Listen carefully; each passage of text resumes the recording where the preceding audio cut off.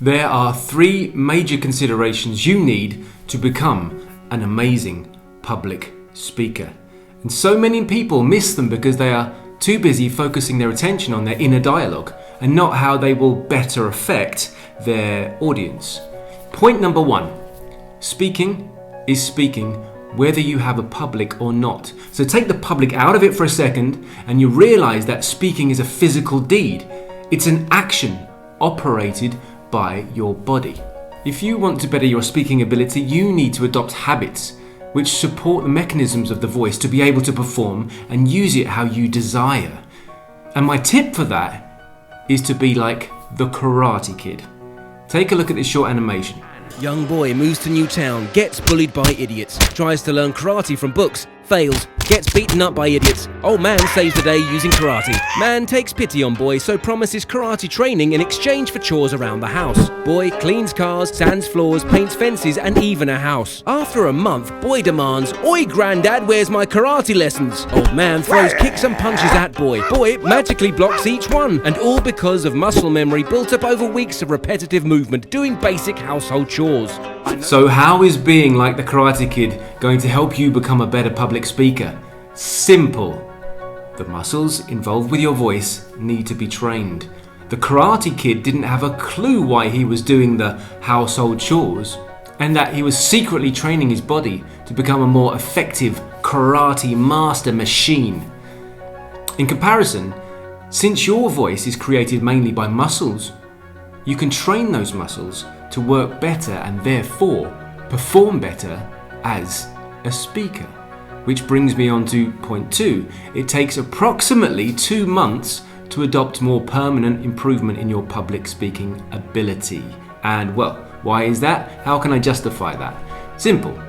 Well, in order for the body to adopt new habits, you have to put in conscious effort to maintain these practices long enough until it becomes an unconscious and automated action. But the good news is after around 8 weeks of continued consistent practice, your body remembers them, and so these new behaviors become automated. And that's what we're looking to do. Which means you can now focus on what you're saying as opposed to how you're saying it. And that, my friends, is vocal freedom. It's a good thing to strive for, trust me. My tip to achieving this: figure out what area of improvement you need and spend 2 months of dedicated practice each day consistently working on that area. 8 weeks later, you'll have it sorted so you can move on to the next thing and maybe even focus more on your delivery as opposed to the voice itself. Point 3 on becoming an amazing public speaker. I've talked about this speaking part as being physical, and then I offered ways in which to overcome and address issues there. But now, when you bring the public back in, what happens? Shock, horror, fear happens. Fear creates stress in the mind, which transposes directly into the body as tension. And when this happens, the voice suffers. Anyone who's watched any of my videos will know my thoughts on tension in the voice. Even if you master your voice, the debilitating effects of fear will stop you in your tracks. So what's the point in having a masterful speaking ability if your mind blocks you off from being able to use it effectively? So then, my third tip today, and equally as important as the others, is that you need to master your fear. And this is one area where knowledge truly is power. And so I'm going to demystify it for you right now. Many people don't realize that fear of public speaking is actually a fear of being ridiculed and ostracized. Why this matters to us as humans is that we haven't physically or emotionally evolved enough to have yet left our tribal instincts behind and have brought them into the modern world. And more importantly, public speaking scenarios where they simply just do not belong. When humans lived in tribes and smaller communities, everyone knew everyone. Because of this, everyone knew everyone's business, and, well, with this came a very real need to get along with your tribe and to appear like a good community member. Because if you said anything that upset the group on the whole, or if you were ridiculed and ostracized for your attitude or behavior, then this, in the worst case, could lead to banishment.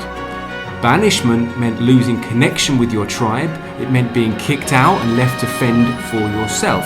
And that meant that enemy tribes, wild animals and the natural elements would now become a very deadly force against your survival. Long story short, this is where your fear comes from. It's very real and has played an extremely important role in human survival. But you need to recognize that public speaking isn't the same thing as survival. This knowledge is power. But how can you convince your body and mind to understand and act upon this knowledge? Well, I've now opened the door. You just got to walk through it. Simple as that. Daily, consistent practice. Not only physically, but in self-belief and knowledge surrounding your physiology, your psychology, and your performance ability. Below is a link to a web page I've created on the topic of fear of public speaking. It's taken from my new course, Public Speaking Mastery, and will give you the tools to overcome this irrational fear, I'd say completely. As for the rest, I've over 150 videos on this channel now. Just go ahead and take your pick. Or sign up to one of my online courses and set yourself a program to achieve those results that way. Either way, the information's out there. I hope this has been useful, and I really hope that you are able to master your public speaking ability. My name's Darren McStay from vocabilities.com. This is Improve Your Voice, and until the next time, look after your voice.